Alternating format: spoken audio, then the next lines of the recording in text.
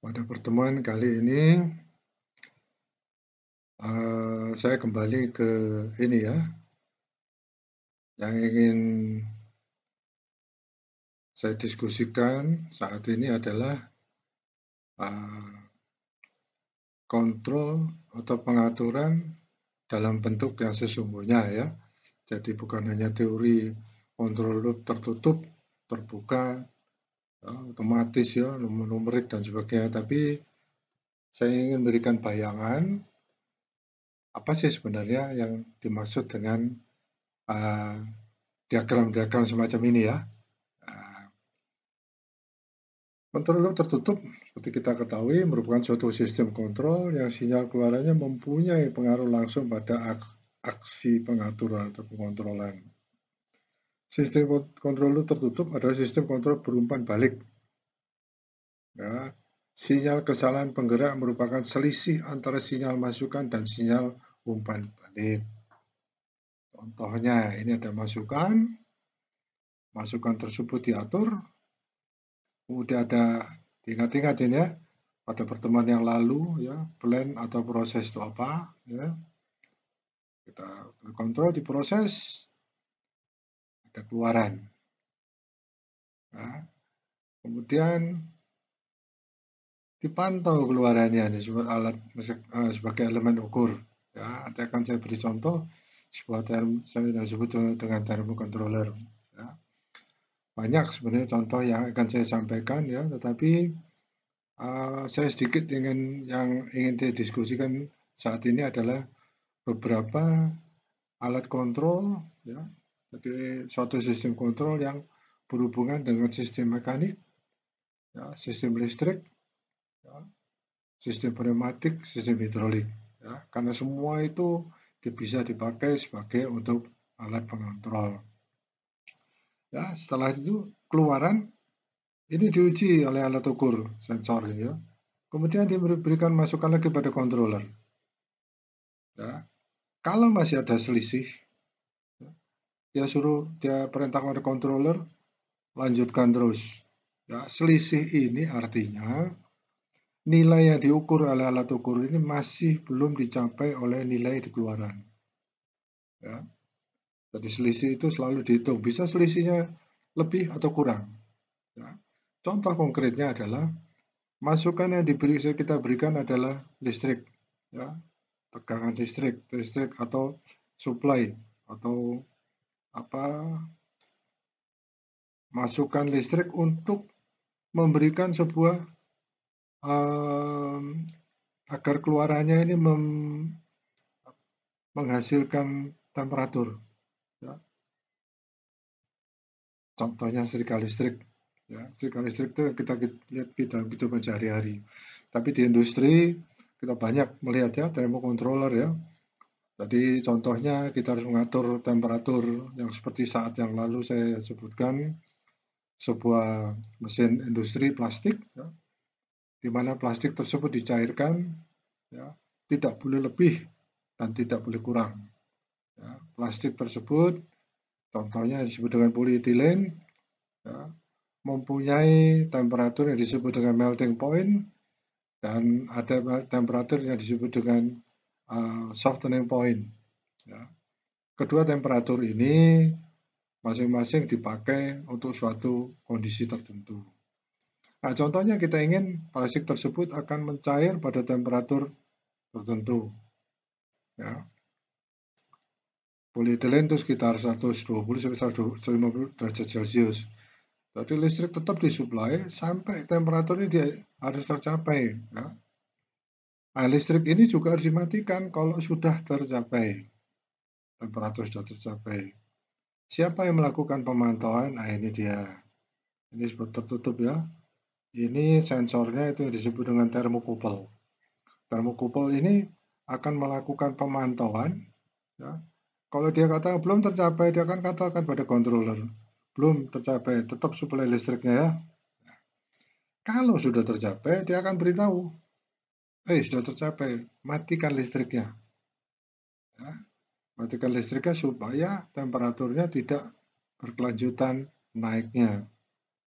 Ya. Tetapi karena temperatur tersebut dipakai, ya, energi listriknya dipakai untuk melelehkan atau contohnya tadi plastik tadi, maka ada energi yang terhilang. Energi panas yang terhilang itu ya akan menurunkan temperatur plastik itu lagi. Ya, plastik yang selanjutnya dipantau oleh alat ukur ini. Beritahu pada controller, naikkan temperatur ya, nyalakan listriknya, temperatur dinaikkan. Nah, ini berbicara mengenai secara sepintas adalah bagaimana caranya kita melakukan suatu kontrol tertutup ya seperti ini, agar temperatur yang kita inginkan adalah tetap. Ya, tidak boleh lebih, tidak boleh kurang. Meskipun ada, ya kita lihat ada toleransinya ya. Ada waktunya kita menyalakan listrik itu, kenaikannya mempunyai suatu keterlambatan ya. Ya, elemen ukur ini pun pada waktu dia mengirimkan ya, ada toleransi juga ya, tergantung pada akurasi dari alat ukurnya. Ya. Ada yang sampai beda 5 derajat ya, plus atau min ya. Tapi pada prinsipnya itu adalah cara kerja kontrol loop tertutup ya. Yang saya ingin tunjukkan di sini adalah bahwa ini adalah suatu kontrol tertutup yang diatur atau memanfaatkan listrik. Ini saya agak kembali ya ke sistem manual supaya ada bayangan juga ya. Konsep sistem kontrol loop tertutup pada sistem thermal persis seperti tadi, cuman yang dilakukan di sini adalah sebuah tangki berisi air. Ini ada alat ada alat pengaduk ya, stirrer pengaduk ya. Dia akan mengaduk air ini, di mana air ini ada uap ya, bukan pakai listrik ya. Ini ada katupnya. Uap tersebut akan melewati ruang tangki yang berisi air yang temperaturnya rendah ya. Terendah itu dingin itu bukan berarti jadi dingin dalam arti relatif ya, masih sekitar 20 derajat, katakan seperti itu ya. Dan ingin kita naikkan ya sampai temperatur tertentu. Ya, misalnya kita ingin memakai air untuk mandi ya. Saya nggak tahu untuk mandi itu berapa derajat ya, 50 derajat Celcius mungkin ya. 50 sampai 60 mungkin ya, saya tidak pernah ukur. Nah, temperatur, jadi energi panas yang ada pada uap dalam saluran ini dimanfaatkan untuk mentransfer panas ya, ditransfer ke dalam larutan ke dalam air ini ya, sehingga air ini temperaturnya akan naik ya, karena adanya uap panas yang melewati di dalam saluran ya. Nah, temperatur ini harus diatur. Si operator ini melihat berapa temperaturnya. Ya, ini sudah sampai di atas ya, seharusnya panasnya di atas ini ya. Dia yang memantau. Ini saya asal ambil aja gambar termometer ini ya, untuk menunjukkan bahwa ini adalah untuk mengatur temperatur. Misalkan diinginkan 60 derajat, begitu dia melihat, ya, dia tutup ini uapnya.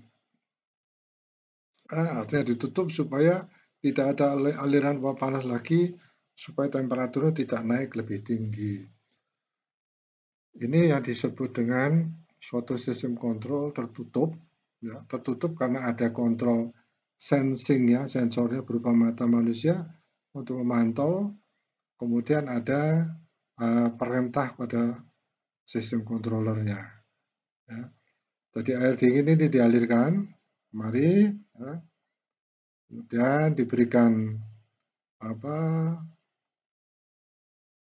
perpindahan panas ya, atau heat transfer ya, yang dipantau temperaturnya sehingga si operatornya akan mengatur melalui katup ini ya, sehingga air panas di sini diharapkan air yang temperaturnya lebih tinggi ya, diharapkan bisa dimanfaatkan dalam kondisi temperaturnya tetap. Nah, di sini manusia bekerja sebagai controller untuk menjaga temperatur air panas pada harga tertentu. Nah, kalau sampai tertentu, kemudian langsung dikontrol. Ya. Termometer yang dipasang pada pipa keluaran air panas mengukur temperatur sebenarnya dan sebagai keluaran sistem. Ya, tadi sudah saya jelaskan. Sehingga diharapkan temperatur itu tetap, ya, katakan 50 atau 60 derajat Celcius. Ya. Ini adalah kalau yang dipakai controller adalah manusia. Ya. Pada awal kuliah kita bisa diskusikan bahwa mulai awal-awal tahun berapa saya lupa itu ya, orang sudah memikirkan otomatisasi. Ya. Nah ini operator ini kan kasihan ya, kalau dia harus, misalkan dia harus bekerja 24 jam atau 8 jam ya dikasih hanya untuk melakukan kontrol seperti ini. Ya. Tapi ini adalah yang umum dilakukan pada awal-awal sebelum sistem kontrol otomatis di apa ditemukan atau dicanangkan ya. Anda bayangkan bahwa sensornya ya, ini akan berubah sesuai dengan kelelahan manusia ini ya, sehingga mungkin terjadi kontrolnya apa tidak optimal. Nah, contohnya kita terpikir oleh saya sekarang ya, bagaimana orang melakukan suatu kontrol pengaturan penutupan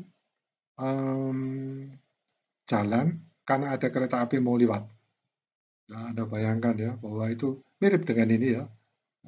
Jadi pintu itu diatur oleh manusia, di mana manusia tersebut mendapatkan sinyal ya, dari suatu tempat tertentu ya, bahwa kereta sudah dekat, dia harus menutup pintu. Ya. Tapi berapa banyak kecelakaan yang terjadi ya karena adanya penurunan performance dari manusiawi ya. Jadi capek meskipun ada bel yang keras bunyinya, kalau yang namanya itu ketiduran ya sudah, itu ya, pintu tidak tertutup. Tapi bel tersebut mungkin bisa jadi peringatan bagi pengendara yang melintas, oh ini ada kereta api mau lewat gitu ya. Ya, tapi kita lihat bahwa itu yang sistem tertutup yang masih manual dengan memakai manusia. Nah ini kelanjutannya adalah alatnya sama apa? Anunya sama, tetapi kita mulai melakukan suatu kontrol yang sistemnya otomatis tanpa menggunakan operator. Ya. Seperti pada diagram awal, kita lihat bahwa ini ada uap panas ya, dimasukkan. Ya. Ini ada katup yang bisa diputar, ini adalah controller, tempo controller, di mana katup ini bisa dibuka atau tutup berdasarkan perintah dari termocontroller ini. Ini yang tadi dilakukan oleh manusia, ya, melakukan kontrol di sini, berapa temperaturnya, sekarang dilakukan oleh alat yang otomatis. Ya. Mungkin kalau dalam pertemuan mendatang, saya tidak tahu Anda pernah tahu apa yang disebut dengan thermocouple atau tidak. Saya mencoba mencari gambarnya. Ya. Ya, saya juga ingin membuat videonya karena alatnya saya punya, tapi saya belum bisa membuat videonya. Ya, untuk menunjukkan bagaimana kerja sebuah thermocontroller. Ya. Kita set misalnya di sini 60. Ya, selesai kita set 60 di sini. Ini merupakan suatu controller yang diatur, yang diperintahkan atau mendapatkan masukan dari thermocouple. Thermocouple mengatakan, ini 50 ya. Ya. Terus dia katakan, oh ya, masih katup masih dibuka.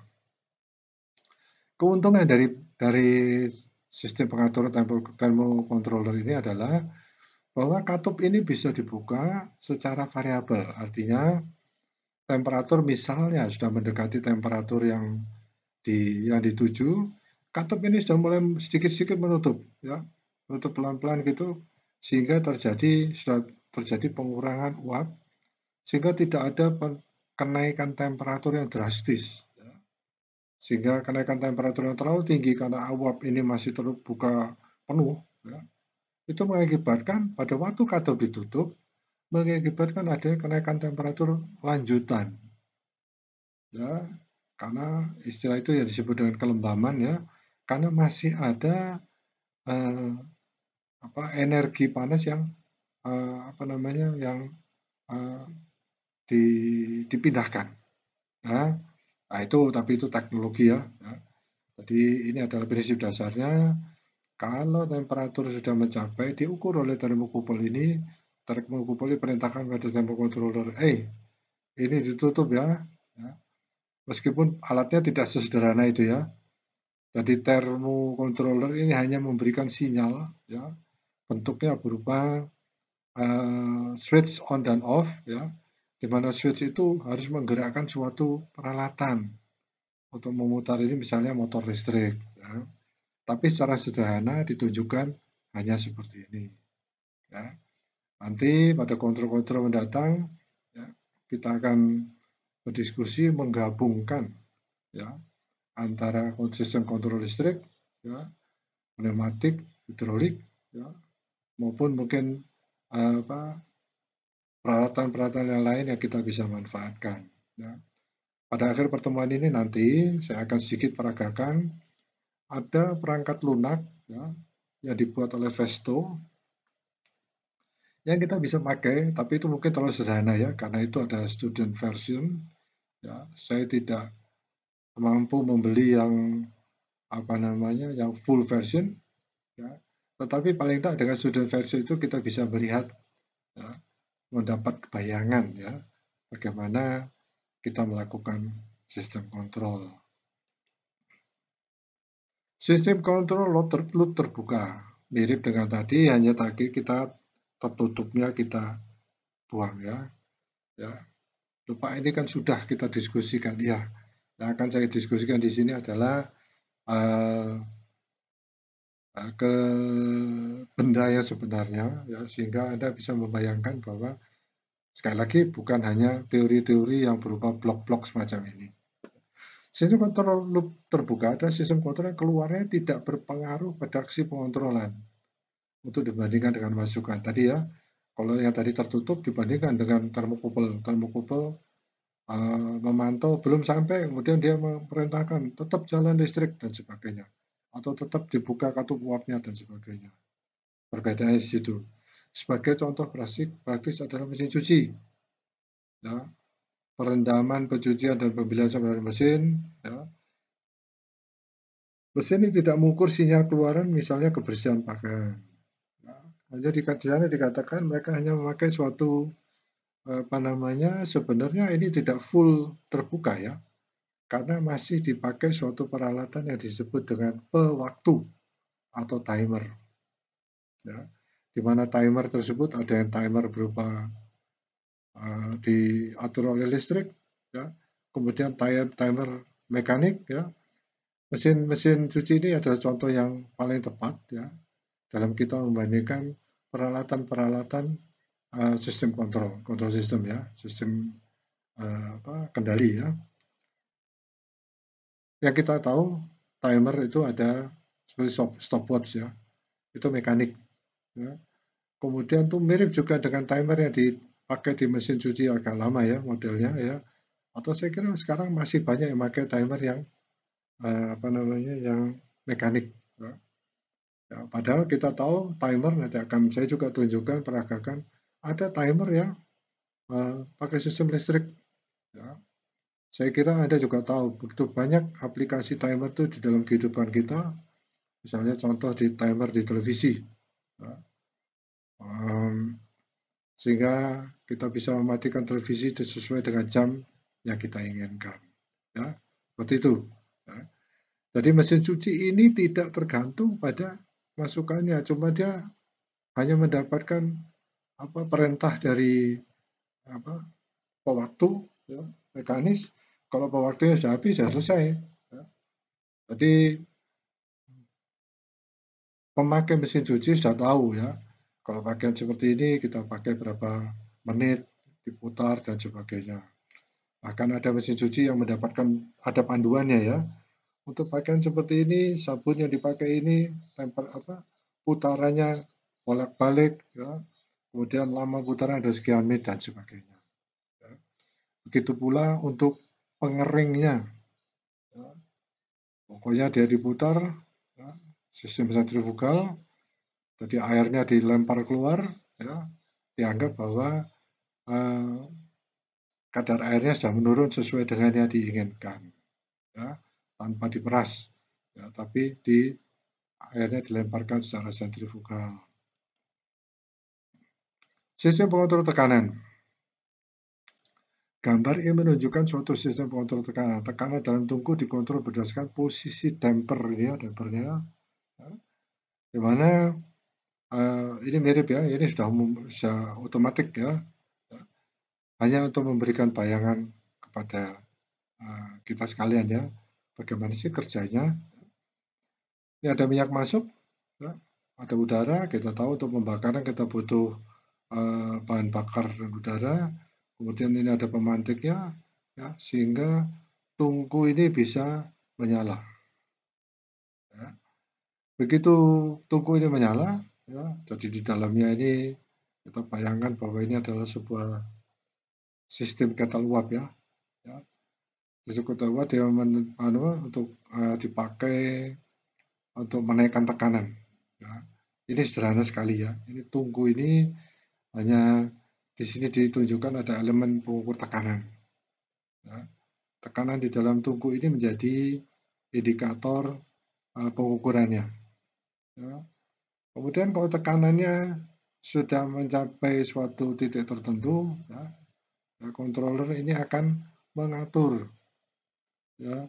Jadi bukan hanya thermocontroller aja juga, tapi ada yang disebut dengan yang ingin saya tunjukkan adalah pressure controller. Ya, jadi tekanan tidak boleh lebih di sini. Ya.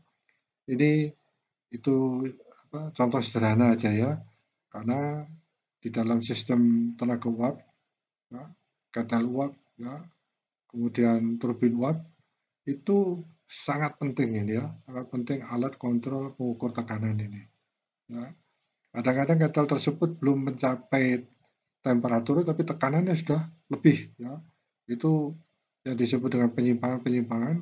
Kalau itu tidak diatur, maka yang terjadi adalah kecelakaan yang besar ya. Kalau kettle meledak dan sebagainya. Ya. Itu sebabnya ada alat ukur pengukur tekanan. Ya.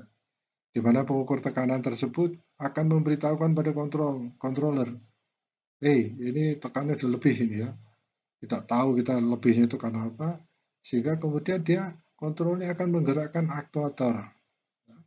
Ini sengaja saya tampilkan karena kita akan melihat peralatan-peralatan kontrol, kemudian peralatan yang dipakai untuk sistem kendali khusus dikatakan si aktuator. Ya, aktuator itu nanti ada hubungannya dengan sistem kerjanya ya.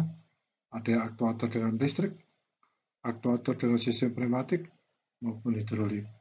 Ya. Kita lihat pembakaran di sini, ya diatur damper ya. Damper ini diatur dibuka tutup, ini cerobongnya, ya untuk mengurai tekanan di dalamnya. Ya, ya ini sistem sederhana ya, untuk menunjukkan contoh suatu alat pengukur pressure controller. Ya. Tadi yang sudah kita sebelumnya adalah thermocontroller. Ini sudah pada awal kuliah kita sudah banyak diskusikan ya, mana dalam pipa ini katup ya, itu ada uap dari kettle, kemudian uap itu akan dialirkan masukkan dalam mesin. Ya, dalam hal ini yang kita kenal dengan turbin uap. Ya, tekanan uap itu akan menggerakkan memutar turbin uap, di mana putaran turbin uap tersebut tergantung pada berapa banyak uap yang masuk di dalam sistem turbin uap. Ya, untuk itu kalau putaran turbin terlalu tinggi, ya, maka yang terjadi adalah ini ya, ini disebut dengan governor ini ya. Ini ada bola, ya, dia akan terlempar keluar ya. Ini ada sistem Excel-nya, ya. Sehingga ini sistem ini naik ke atas ya. Ya, kalau ini terbuka, maka dia akan mengangkat semuanya. Jadi sudutnya, saya harusnya membuat suatu simulasi ya. Ya, bolanya terangkat ke atas kemari. Kalau ini terangkat ke atas kemari, dia akan tuas ini akan mengangkat sistemnya ini, seluruh sistem, sehingga kita lihat bahwa ini ada batang, ini ada Excel-nya, dia akan menutup. Ya. Kalau putarannya terlalu tinggi dia akan naik ya. Jadi seluruh sistem akan naik, maka dia akan menutup, mengurangi apa namanya uap yang masuk di dalam mesin yang disebut dengan turbin uap. Ya. Kalau dia putarannya turun lagi, ya, maka bola ini akan turun ya. Dia akan turunkan lagi ini alatnya ya. Ini kita ada berputar. Dia akan membuka lagi uapnya sehingga dia menambah eh, kapasitas uap masuk di dalam turbin uap sehingga putarannya naik lagi. Ya. Inilah yang disebut dengan sistem pengontrol kecepatan. Jadi di sini kita lihat ini ada titik anunya ya. Jadi pengaturannya ya. Bagaimana cara mengatur yang kita inginkan, ini ada alatnya mengaturnya, ini sederhana sekali ya, tapi ada alat mengaturnya untuk mengatur berapa putaran turbin uap yang kita inginkan. Ya, itu sistem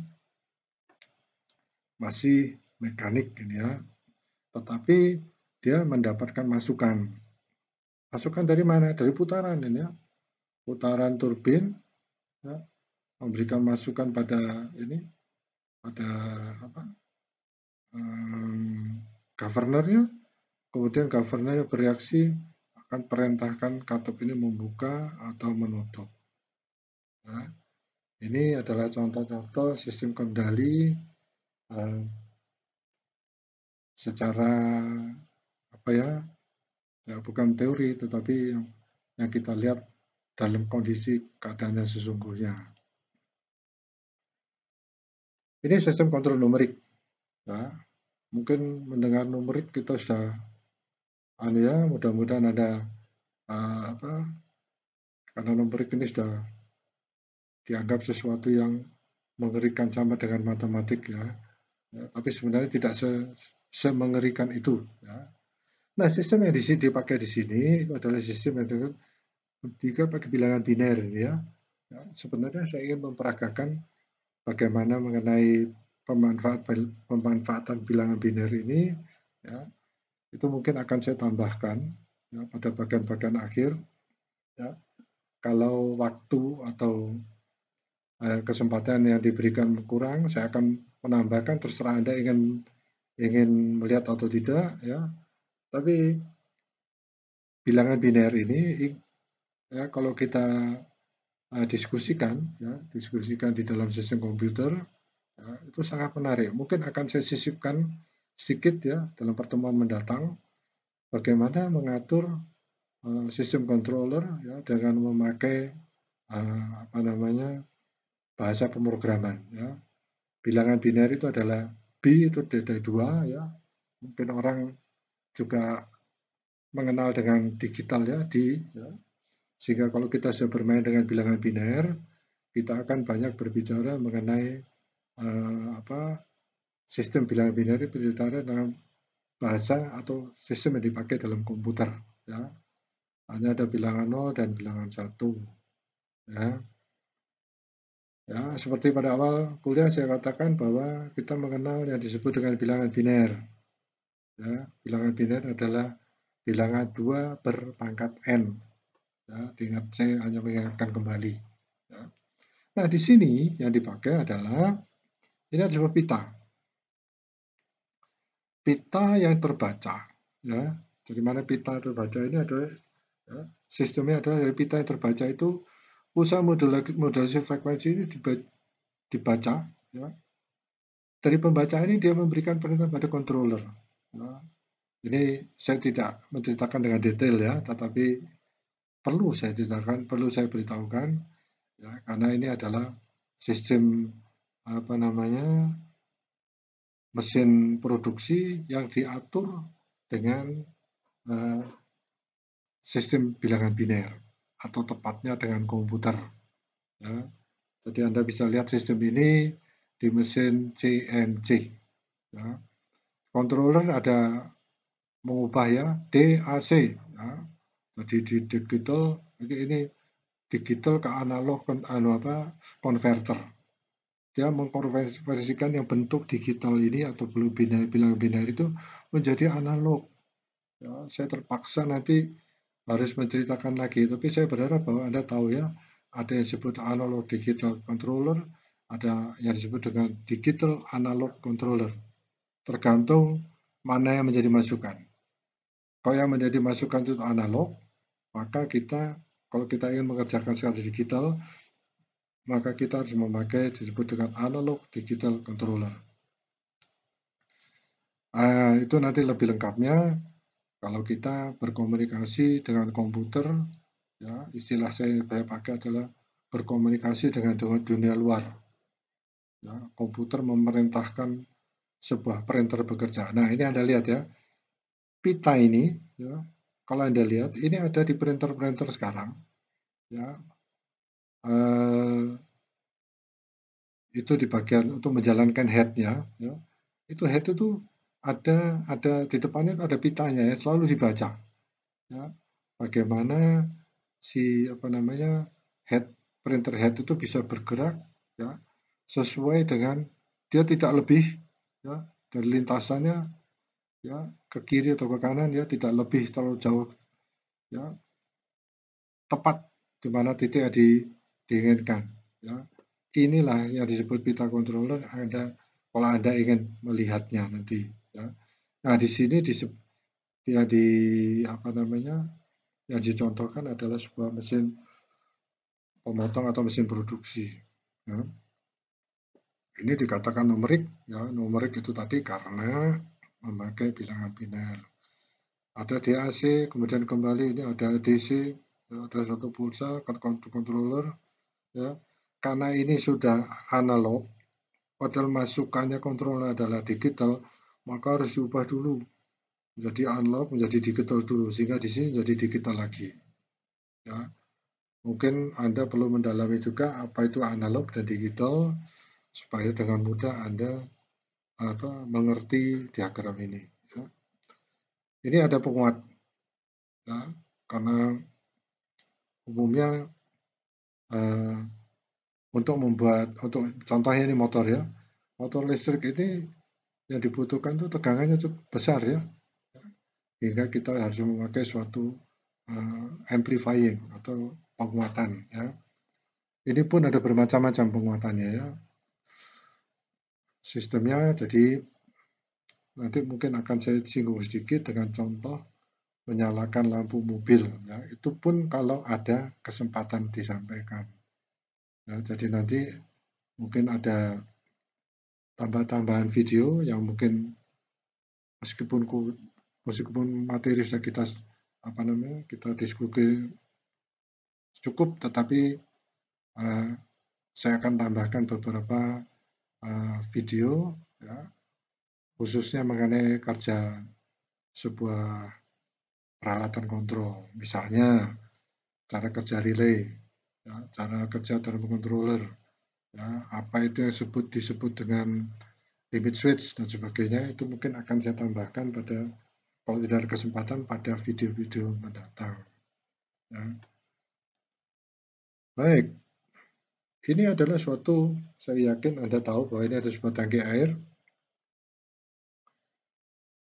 Di sini kita lihat, jangan terpengaruh dengan kata-kata ini, ya. Nanti ini akan kita diskusikan nanti, ya. Tangki atas, kita lihat ini tangki ini aja, ya. Tangki air saya kira Anda tahu, ya, bahwa tangki air itu ada untuk mengisi air, ya. Ini ada air masuk PDAM, kemudian ini ada katupnya, ya. Begitu air sudah sampai ke tempat tertentu, masuk. Ini ada bola, ya, di mana bola ini akan mengapung dan akan menutup katup di sini. Ya, ini adalah suatu contoh, ya, suatu contoh pengaturan, ya. Untuk alat yang di sebelahnya ini tidak usah dianukan dulu, ya, sementara.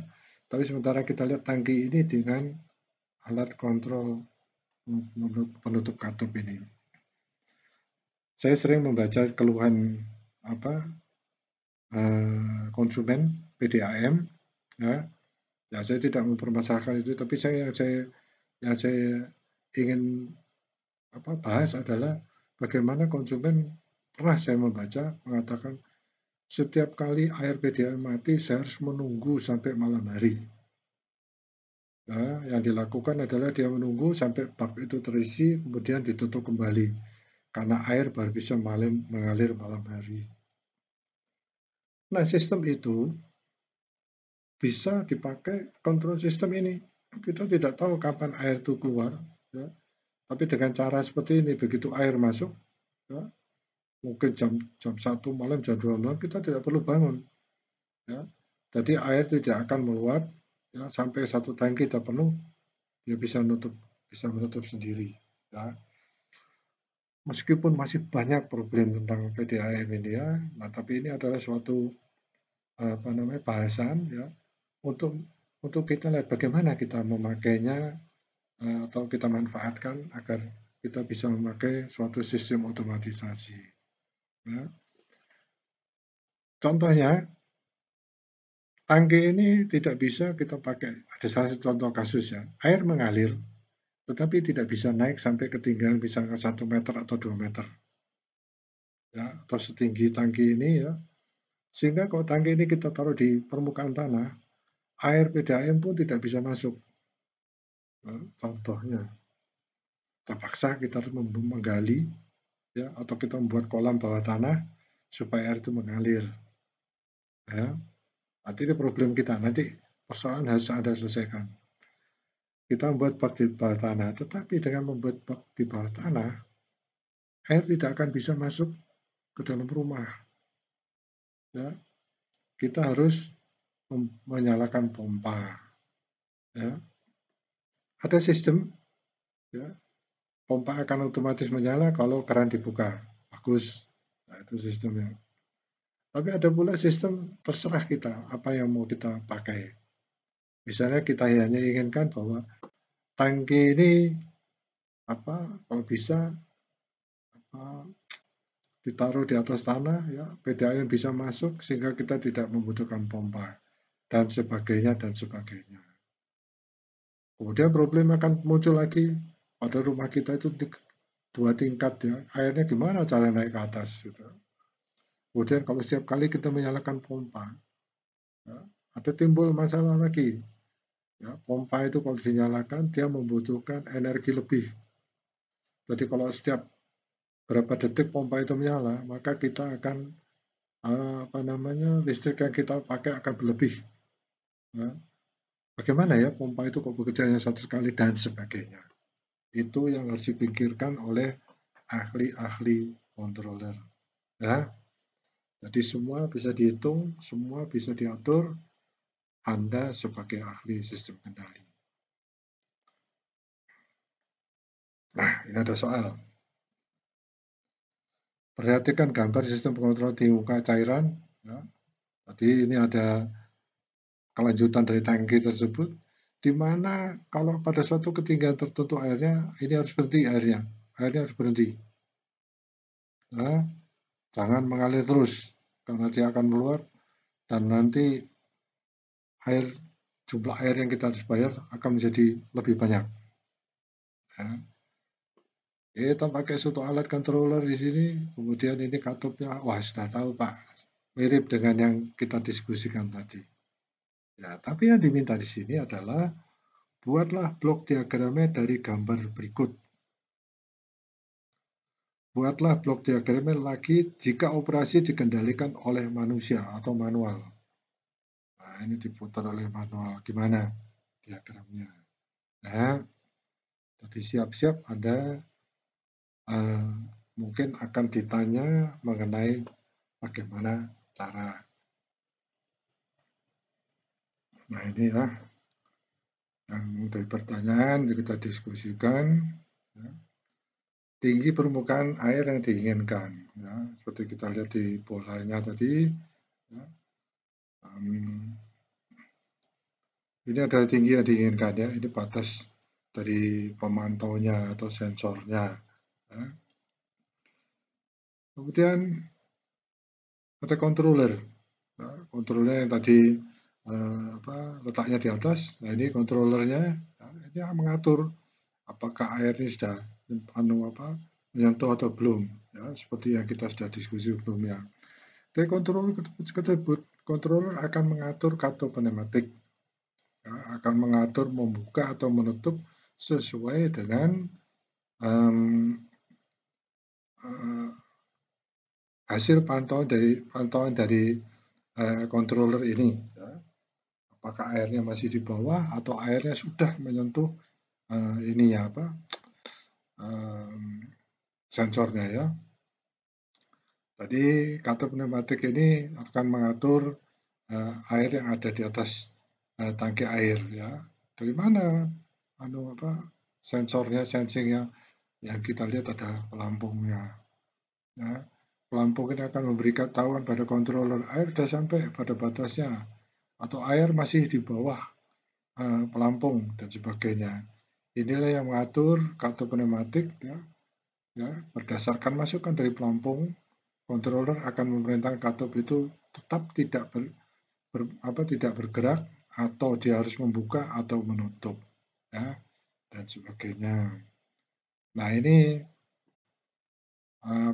yang manual tadi ya, tetap sama-sama tertutup ya. Tetapi yang di sini yang kita lihat adalah kontrolernya adalah otak ya, otak manusia, operatornya. Tinggi permukaan air yang diinginkan dilihat ya, oleh mata ya. Di mana mata itu adalah sensornya ya, otak ini yang nanti akan melakukan kontrol gitu ya. Masukan dari mata akan mengatakan bahwa katup ini perlu dibuka atau ditutup berdasarkan pada permukaan di tangki air ya. Sama kontrolnya, cuma dalam hal ini yang menjadi kontrolnya adalah manusia atau tepatnya otak manusia. Pelampungnya ini adalah sebagai sensornya, di sini matanya ada sensornya. Mirip dengan yang kita diskusikan sebelumnya mengenai kontrol yang dilakukan sama pada tangki, tapi yang dikontrol, yang dilihat adalah temperaturnya. Jadi ini sebagai pembanding atau contoh lain ya, bahwa kita melakukan kontrol pada ketinggian air ya, pada tangki ya, bisa dilakukan secara manual atau manusia atau bisa dilakukan dengan kontrol. Ya, itu jawabannya. Jadi pada diskusi kita yang sebelumnya tadi, tolong diingat-ingat bagaimana caranya nanti mengontrol sebuah tangki air ya, yang diletakkan di bawah karena ada problem tadi ya, PDAM yang tidak mengalir setiap waktu. Ya. Ya, kita asumsikan begitu saja ya. Jadi manusia harus bisa mengatur ya, meskipun alat pengatur mekanik ya, agar mereka tidak terganggu oleh kapan datangnya air, kapan air masuk ya dan sebagainya, kita biarkan saja, maka dia otomatis akan mengisi tangki dan menghentikannya kalau sudah penuh. Ya. Kita asumsikan bahwa kondisinya adalah seperti itu. Nah, kemudian kita tambahkan bagaimana ya menaikkan air ke atas ya, atau bagaimana si tangki air dari permukaan air kalau dia turun ya, kemudian harus pompa ya. Nah, kontrol yang harus dipikirkan adalah jangan sampai air turun sedikit sudah pompa, air permukaan air turun sedikit sudah pompa, itu kita akan menghabiskan energi yang lebih banyak karena pada kondisi start ya, peralatan listrik itu mengkonsumsi atau